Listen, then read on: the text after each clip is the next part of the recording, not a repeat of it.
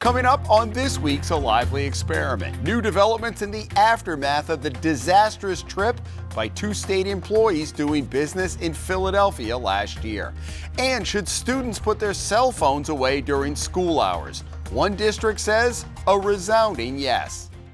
A Lively Experiment is generously underwritten by...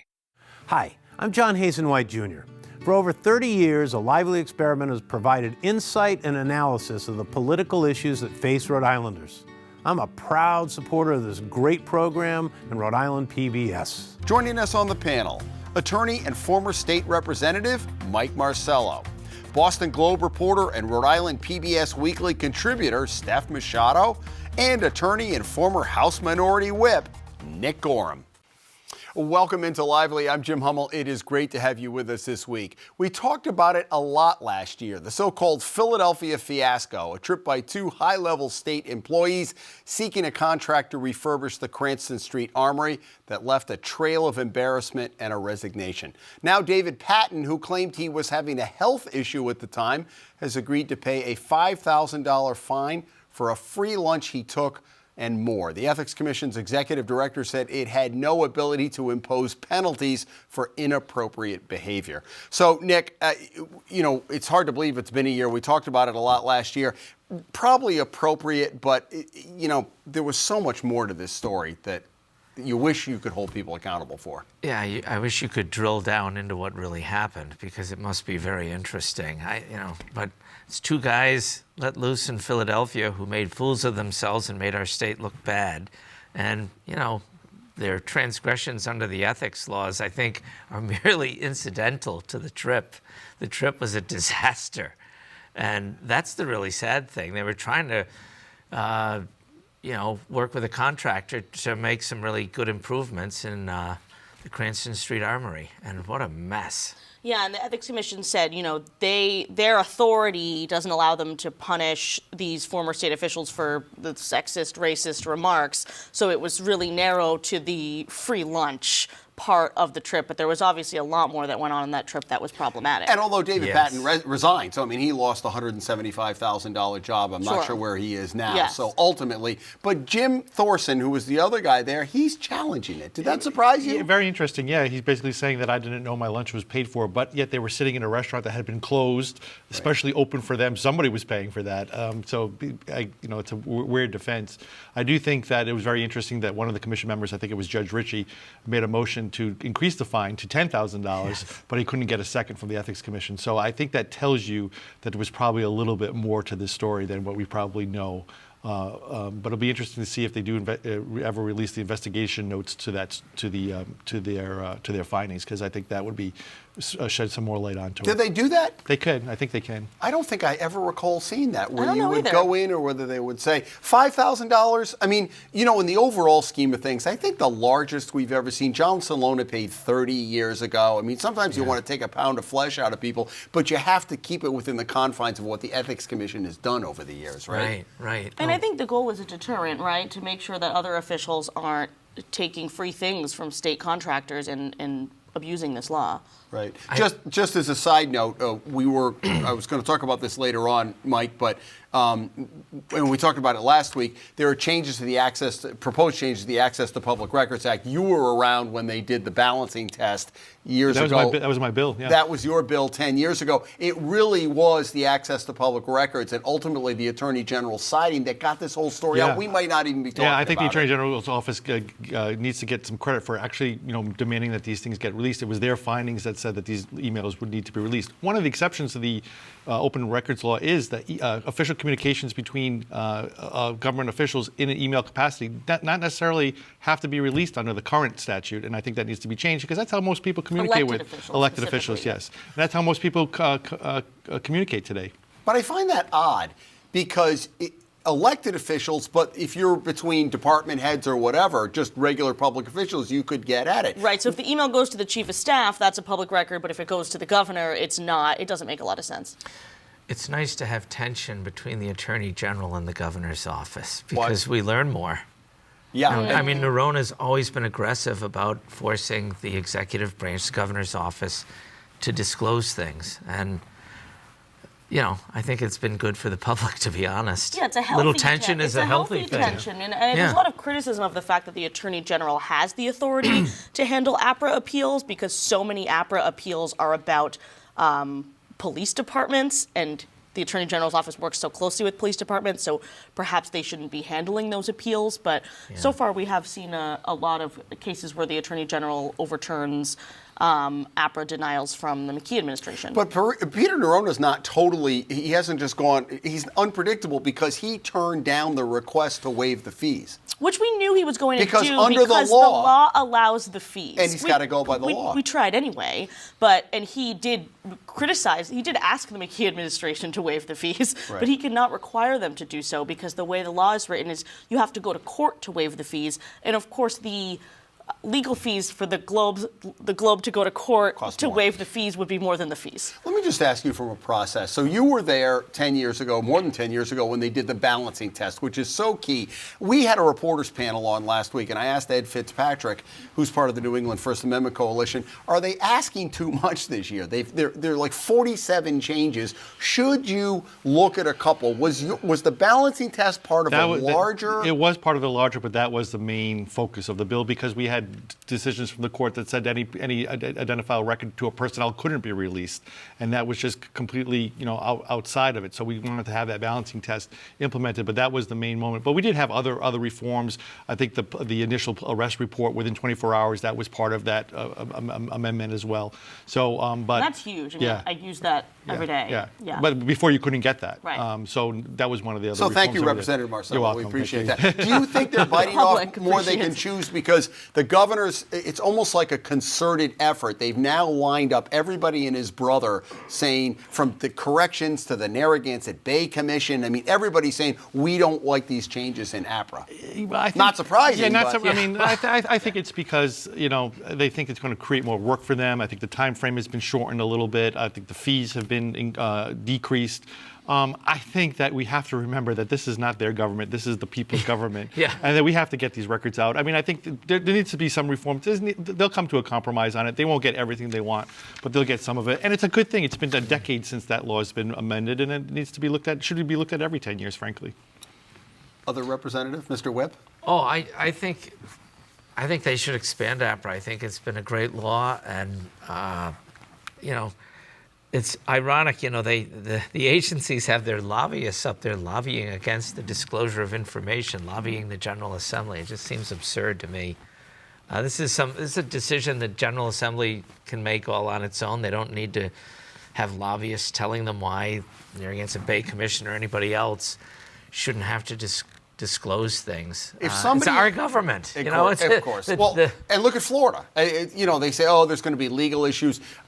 If the leadership bumped its head collectively and said, let's ask Steph Machado what she would want, one or two things out of those proposed dozens of changes, what would help you the most in your job? Okay, I would say the two biggest things from a journalism perspective are making the emails of elected officials public and the waiving of the fees in the case when a request is in the public's interest. Yeah. The only thing that I would disagree with you on, I do believe that the current law states, and I think it's important, that it says emails between an elected official and people they represent, their constituents, should not be released. And I think that's fair because as an elected official... Yeah, if there's an exemption for constituent emails, I think that and that's is currently fine. in the law now. But right now it's all their emails, even if it's them talking to their staff. Right. I think that's important because we, as former elected officials, we got some personal emails from people with crises and issues and some personal stuff, and I don't think that should be made public. No, some of it would be very entertaining to read. I do think we have to be careful with that exemption because, if your chief of staff is also your constituent, they'll have to be careful in their language. Right. Yeah. But also, you would think that the elected officials would know. I mean, if you're in office and these are going to be public, then maybe you use your Dan McKee at Gmail account. Doesn't make a difference under the law. They would have to go with he would have to produce his personal. Yes. Doesn't matter. But I will say, sometimes they don't ask them for their personal emails, right? So we sort of have to specifically request if they used their personal email. I mean, we shouldn't have to ask for their personal email, but If they use their personal email for work business, then I you didn't need to know that. release I those always too. advise I represent 2 towns. I always advise the elected officials, do not use your personal email Yes. for official business. And I know people that falsely think if they use their personal email or their personal cell phone, somehow that's not going to end up being released. I agree with you. I would have been one of those people. I had no idea. You learn something new every week on Lively. All right, to be continued. Steph had a great piece for the Globe and for Rhode Island PBS Weekly. It aired on Sunday about cell phone bans in one district, Central Falls. This is, look, cell phones we know can be a distraction in our own lives. Central Falls tried beginning last fall to ban all cell phone use during the school day. Here's a little bit of her story.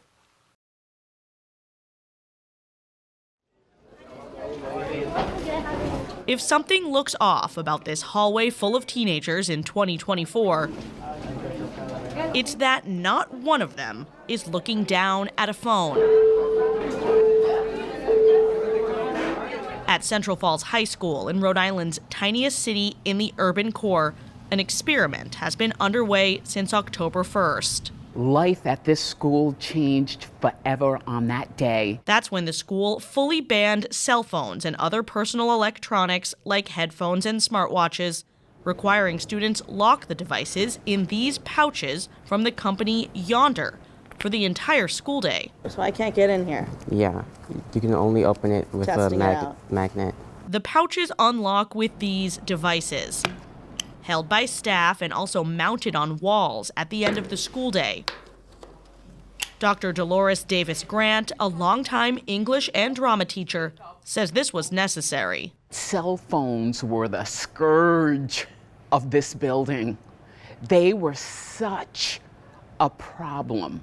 You'd have students texting underneath the desk, asking to go to the bathroom, but really they're going to make phone calls, bosses calling them to tell them their work schedule, parents calling. There were several problems, Principal Bob McCarthy says, that led school leaders to contemplate a new cell phone policy. I think one is the distraction in terms of learning, and then also we found a lot of conflicts generated through kids texting or using social media. Dr. Grant says she's seen a huge difference since the personal electronics went away. The students in my classes all got higher grades.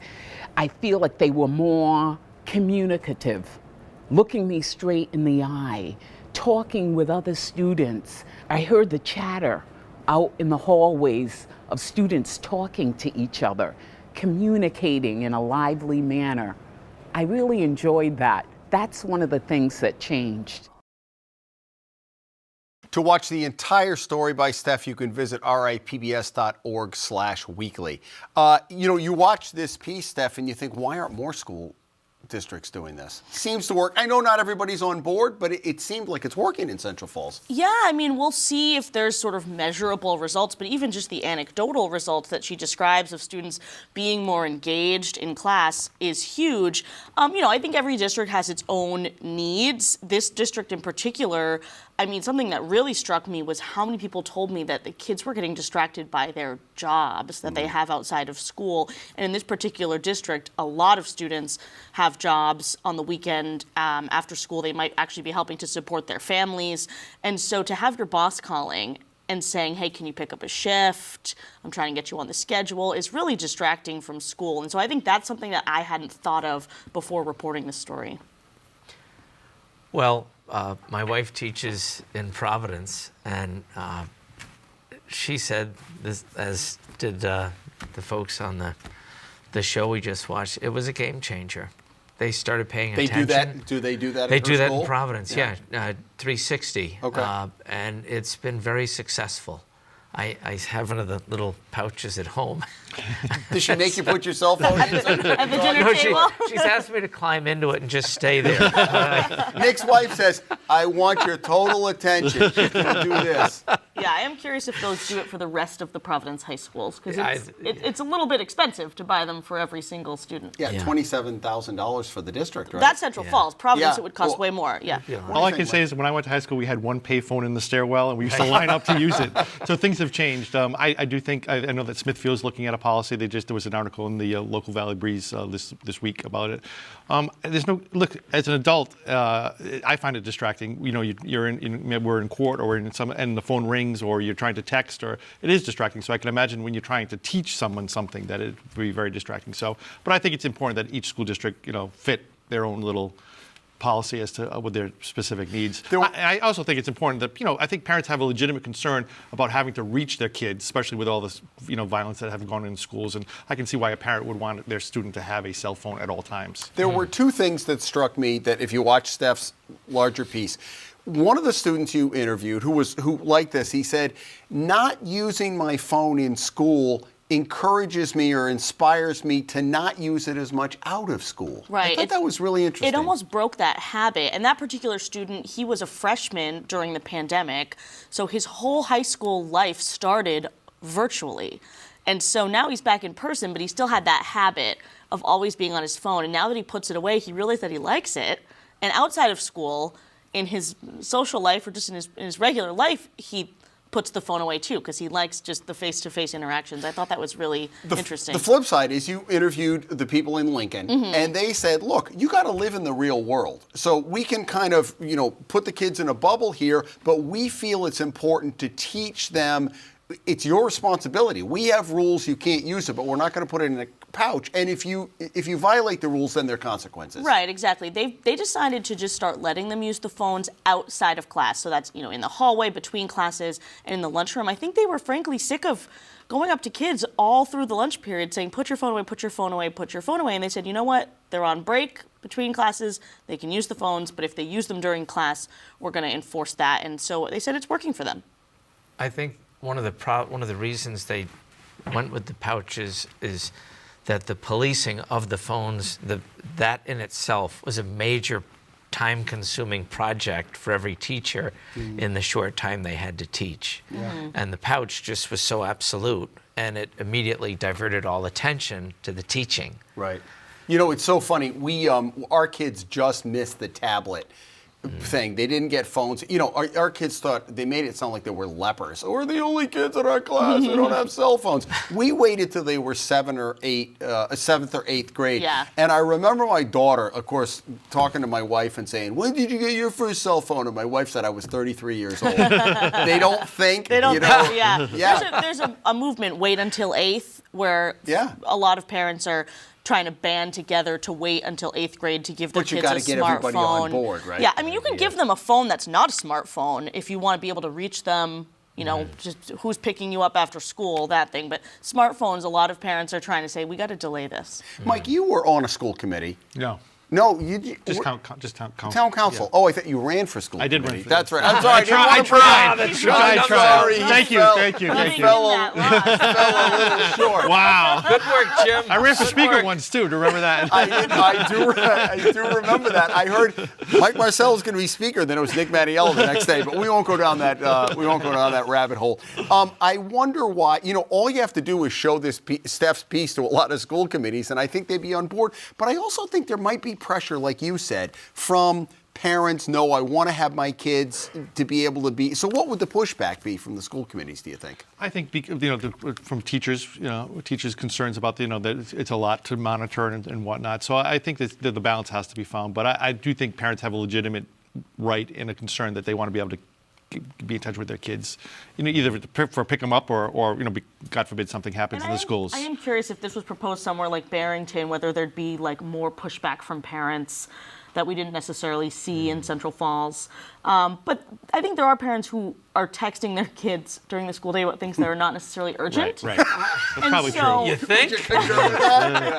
That's probably true. And so, if there is an emergency, of course you can call the school. Right. And Like the old days. like the old days, right? And they, and the schools need to make sure that they are staffing those landlines, I should say, and make sure someone's actually picking up the phone in the office. Right. Can I just say, as an aside, Is there any doubt that that's Viola Davis's sister? No. Oh my goodness! I know. There and her. I mean, the way I sounds know exactly she's a drama like her. teacher, Yeah. but she delivered those lines. I thought she should get an Emmy for being on your. I told her because she's nearing retirement, and I said, "Well, are you going to go into acting after this?" I thought it was She's kind of really cool because good. Viola was there like within the last month. She just Yeah, kind she of went to slips visit. in now and without a lot of fanfare. And Yeah, and she's there's- the local town hero. Yeah. Great opportunity for those kids. Yeah. Yeah, pretty cool.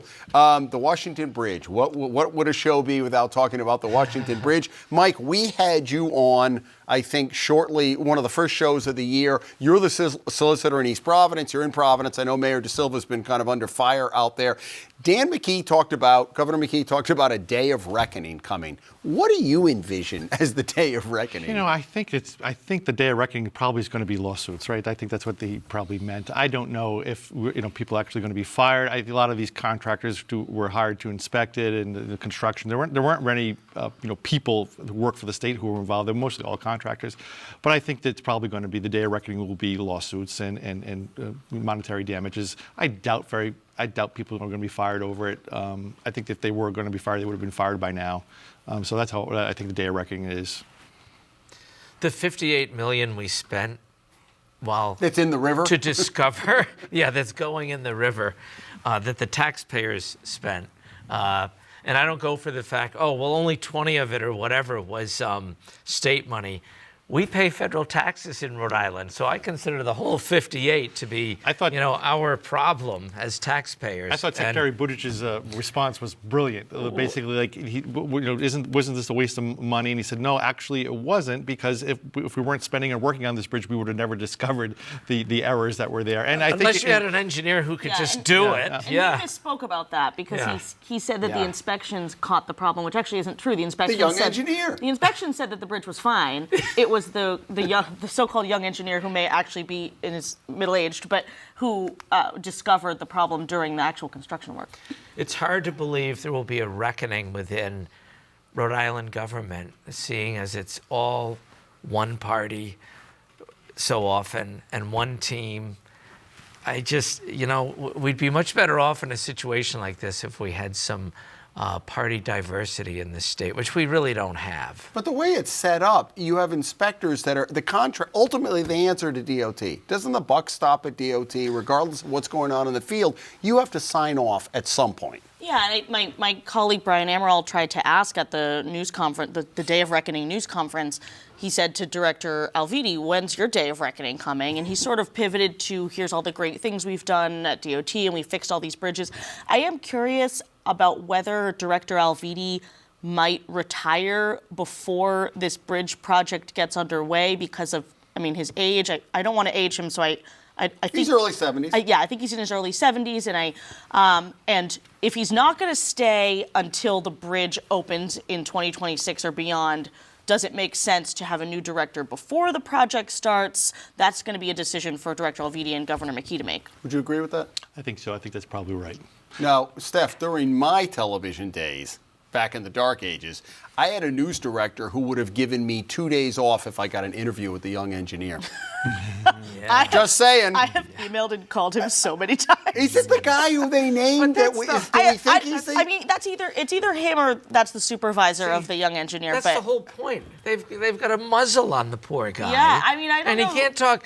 Wouldn't it be great if we could get the information? And this is I had to weed through the pigeon poop to get to the rod. And not to go back to the APRA conversation, but so much of state government's work is being done by private contractors, and so it's almost like a loophole where the work that the contractors are doing, they don't have to talk to me. Their emails aren't public unless they're emailing the DOT. Maybe the word would be clandestine. Yeah. State government. Everything is so quiet and Well, if you're out there, clandestine. please call me. I'd give you 2 days off if you got the thing. Mike, let me just finish with you because you are in East Providence as the solicitor there. I've heard a lot of people saying, in the rush of the news and getting on, and I had a pretty easy commute in today, that a lot of the businesses in East Providence are getting hit. Where is the government here? Where are the chambers of commerce? Where are the hospitality association? Because, we're on to the next thing, but they're trying to run their business. The restaurants have been hit the hardest. I talked to, there were 2 forums, one sponsored by the mayor, one by the city council. There have been efforts to try to get some of those Chamber of Commerces together. Unfortunately, the Small Business Association, federal, they're only giving 4% loans. Who needs an idle loan, right, and a business, we don't want the loans. We need grants or help, and issues with marketing and whatnot. Yeah. So there has been, I think, in the last week or two, a month or two, there has been a energization of local groups getting together, working together to try to get some help. But some of the small businesses and restaurants are hurting. I will say, I work in East Providence almost every day. You can get over the bridge. You can go after 6 o'clock for dinner. Well, that's what the mayor has said. Right. Most times it's tenable. Right. All right, let's do outrages and/or kudos. Nick, let's start with you this week. Oh, well, kudos. I'd have to say the Attorney General, Peter Nerona, and his staff, Nick Vaz, did a great job in defending the law that is going to save Johnson's Pond. They did a super job. It was decided just earlier this week, and I want to just make sure they get some credit for that. So let's just set the table. The Socias were making a mess of the town and of Johnson's Pond. And they wanted to they own it. They wanted to lower the level. The state passed a law that said you can't do that without a permit. Correct. And they were challenging that law. That's correct. Sorry, I didn't give the proper background, but that's exactly right. Okay. Mike, what do you have?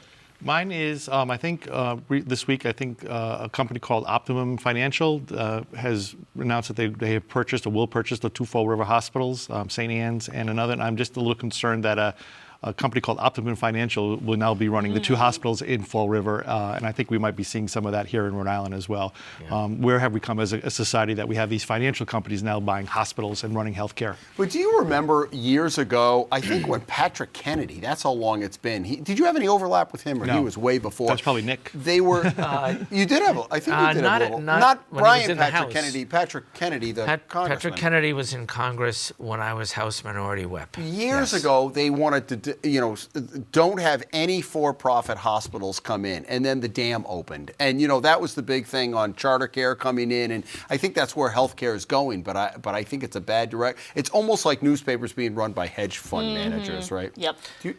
Yes. Just that Patrick Kennedy did fight that. It's one of the many legacies that he has, and at the time I disagreed with him on a lot of things, but looking back, he was right. I think it was Columbia coming in or somebody, Yeah, and they beat back the challenge. Yeah, that was back in the dark ages, Steph, when I was reporting. Understood.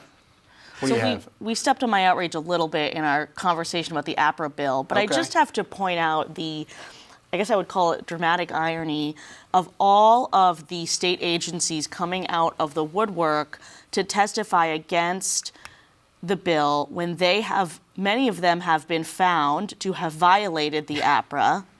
And they even admitted in their testimony that the fees are good because it gets the requester to narrow their request. So are they acknowledging there that they are levying fees specifically to get us to narrow our request and potentially exclude something that might be in the public interest? I continue to think that when something is in the public interest, taxpayers are paying the people who are fulfilling these public records requests. We should not be double paying for the work it takes to fulfill the APRA. And you narrowed your request. Remember, yours was pretty wide for the bridge emails, yes, and they didn't charge me. The governor's office did, but I'm sorry, the DOT did not, but the governor's office did, yes. Quickly. Oh, I think they were charging the Providence Journal. I think Kathy Gregg put it in her story. Yeah, different amounts. Yeah. All right, folks, that is all the time we have. Thank you so much for joining us. Mike, good to see you back. Nick and Steph. Folks, come back here next week. We're in the heat of the General Assembly session. We'll have all of the latest news and analysis next week as the lively experiment continues. We hope you have a great Easter weekend.